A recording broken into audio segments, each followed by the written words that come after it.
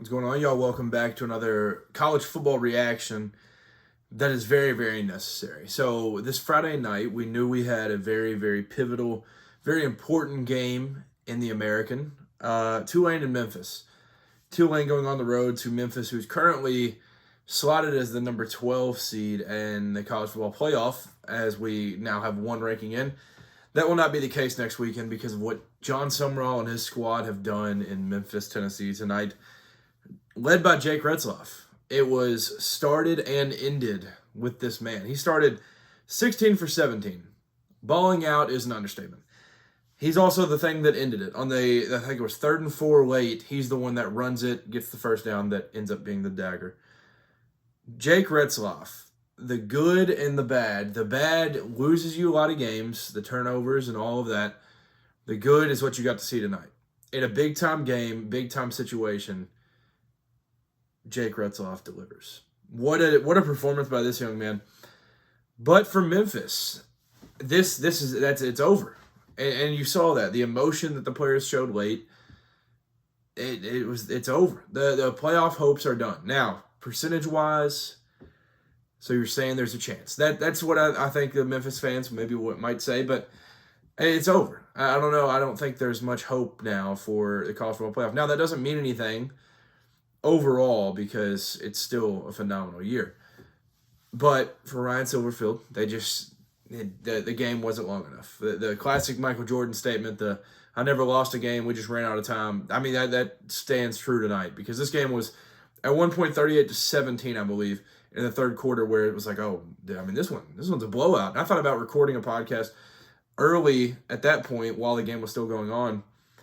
But we get to this point, and it ends up being a 38-32 game, and it was cinema. It was awesome. The defense really, really balled out for Memphis late. 4 straight 3-and-outs were forced on Tulane until the final drive where the dagger ends up happening. But the defense did everything that they could to stay in this game. Now, the last pick was more of an arm punt type of pick. But that was another defensive play that Tulane all night was able to depend on.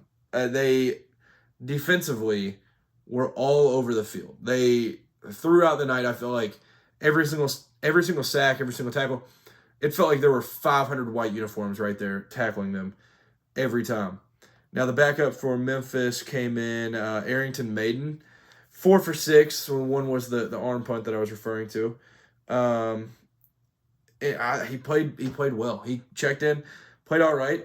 Memphis putting up 32, you got to think you feel decent about that. But that Tulane offense came out hot. Scored first play of the game, too. I think it was to Chaz Preston, I think.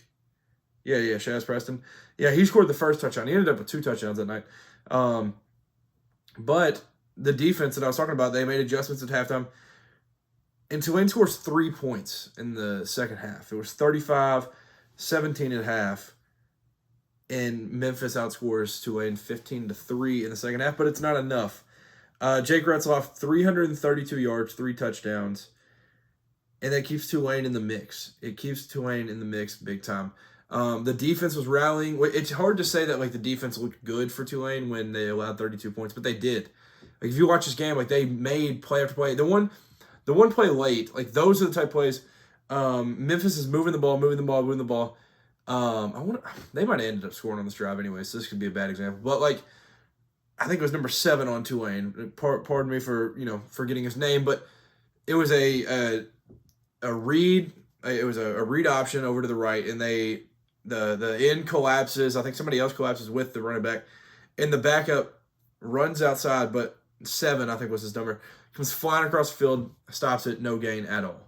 Those are the type of plays that you continue to see all night, where they just made it super, super difficult for a ton of momentum to go Memphis's way while they're going to Memphis to make this happen. I picked Memphis to win this game just because I thought they'd do a little bit more in the end and they'd maybe win with a game-winning field goal or something of that sort, but they weren't able to, and big-time win for Tulane. So now we need to talk about, I said Memphis is done. They still have a 3% chance to make it.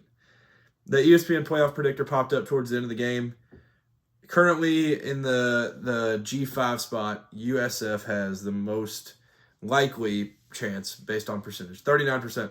The team with the easiest path is right behind them with 28%, North Texas. Right behind them, James Madison at 27%. Tulane bounces up to 12% when they would have been knocked out if they lost tonight. Memphis is 5th at 3%. Now, I'm kind of shocked that San Diego State's not on this list. I'm kind of shocked that I feel like there's another team that kind of popped in my head, but there's really, I think it's a three team race. Tulane's gonna have to do a lot to end up. I know they're at 12%, but they're gonna have to do a lot. I think it's between USF, who killed the team behind them, North Texas, on North Texas Field, and then there's James Madison, who's been amazing all year. James Madison's been awesome this year. So, yeah, it was a great night. If you're a Tulane fan, it was an awesome game overall. 38-32 final. You got to love that for the points. And Javen Gordon, that freshman was balling. Like he hits the gas so hard and runs so physical. It feels like every single play is a home run type of play. It has that type of feeling. Bohannon was great tonight. Chaz Preston was great tonight. Anthony Brown-Stevens was solid tonight. He had a drop at one point in the middle that was a dime. There was one that was a little bit overthrown with how Retzloff started, where he was 16 for 17. But awesome night of football for those two teams. It was a great game. And big time bounce back for Tulane after going to San Antonio and looking like crap last week.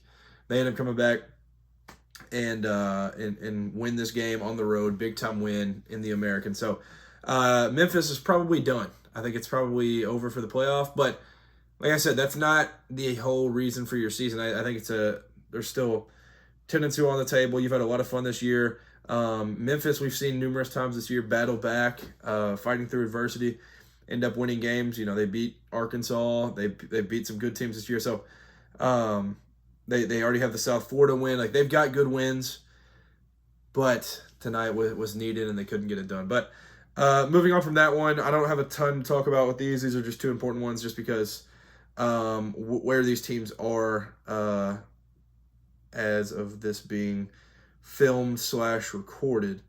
The team that is currently tied, or they're currently in 4th in the Big 12, sitting at 5-2 in conference. Houston. They go on the road and play in Space Night for UCF, who I saw the stat before the game. They were like 8-0 with a combined, with an average winning margin of like 33.5 points. It was crazy. Like, they dominate on Space Night.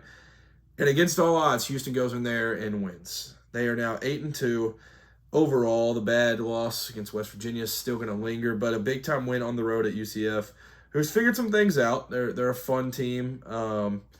You know that it's still a solid win to go there.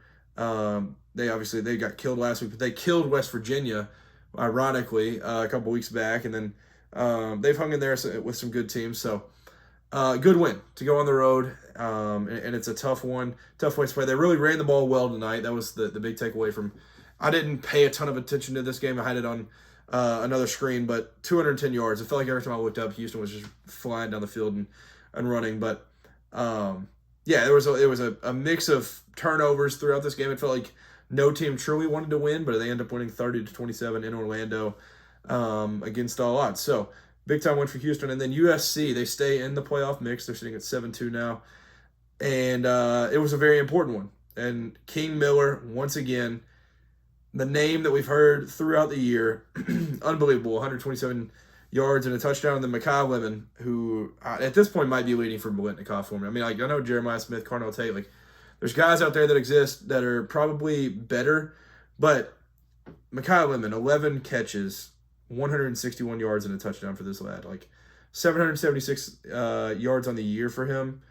Crazy performance. And, yeah, big time win, 38-17. It was a closer one for a lot of the game, but if you're USC, staying in the playoff mix is the priority right now. And you've got a few tough ones coming up, but you control your own destiny with this. So they'll play Iowa next week. That's out in LA. So they'll have a home game for that one. Then they'll go to Oregon, which we'll learn a lot about Oregon today as you're seeing this. This was a Friday night game, but Oregon has a big one on Saturday. So maybe by the time you're watching this, you'll know the outcome of that game with Iowa. And then they'll have UCLA.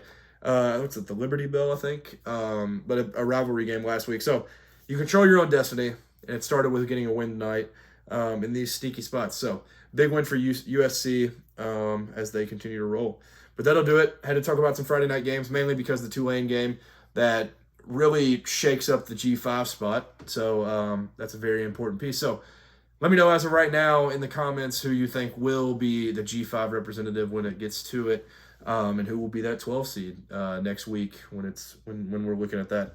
That'll do it for this one. Come back tomorrow. I'll have my Saturday reactions to college basketball and college football. I just put out a college basketball episode talking about the Kansas-North Carolina game that happened tonight as well. So thank you for any and all support. It's much appreciated. Make sure to like, comment, subscribe, all the good stuff. Thank you for tuning in. Peace.